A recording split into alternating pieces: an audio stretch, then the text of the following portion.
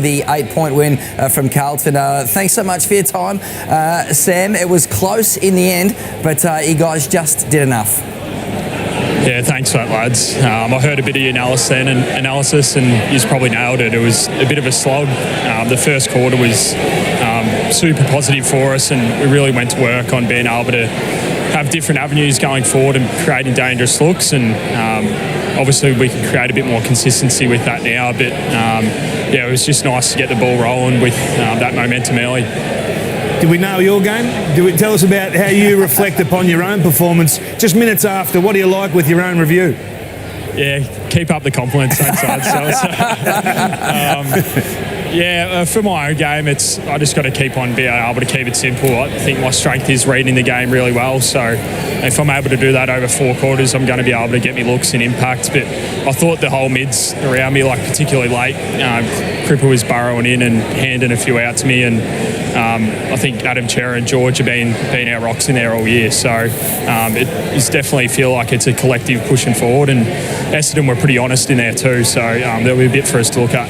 Yeah, well done tonight, Sam. You got the job done, but just take us a bit more in detail about the review that you would have done mid-season by. Normally, the coach will get you back after a few days off, and you'd really break down what's working and what's not. What came out of that review?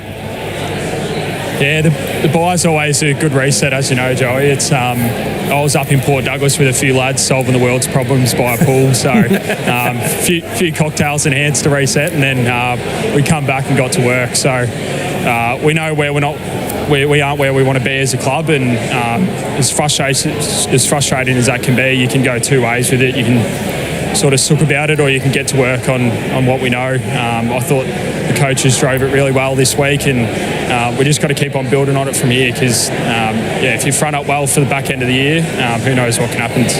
I think there was an Ed Curnow sort of a fire arrangement, and his brother did a nudie run potentially last year. The last time you had something like this, was there anything crazy this time on the break, Sam?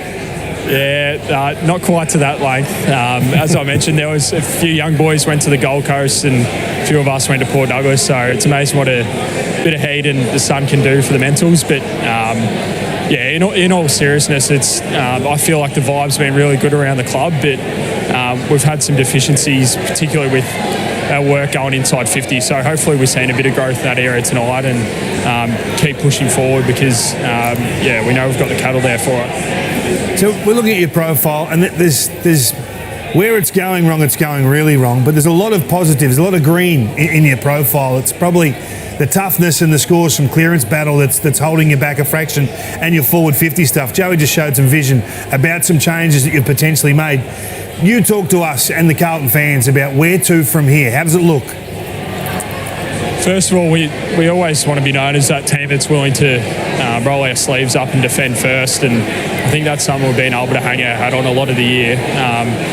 Not many teams have been able to generate massive scores against us, so the defensive stuff has been a real positive. But going forward, we feel like we can have a bit more composure, and I think there's times where we might get a bit fixated on kicking it in and hoping for the best. But you see some of the top teams in the comp at the moment, they've got so many avenues that they can go to when they're moving the ball, and around stoppage we're playing our best when we're running at the game and creating that power. So you can get that look of plenty of different ways, but we've got to reset quick at stoppages to make that happen. All right, we're getting too serious. I'm out of the loop at the moment, not a Port Douglas type operator. What's the cocktail of choice up there poolside?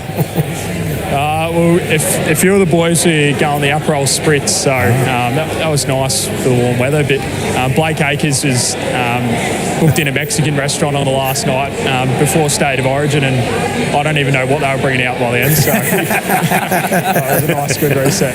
Good on you, mate. Well deserved break. Sammy Walsh, great to see you running up on the ground again, mate, after so many back injuries, back in some top form. Thanks so much for joining us on First Crack tonight.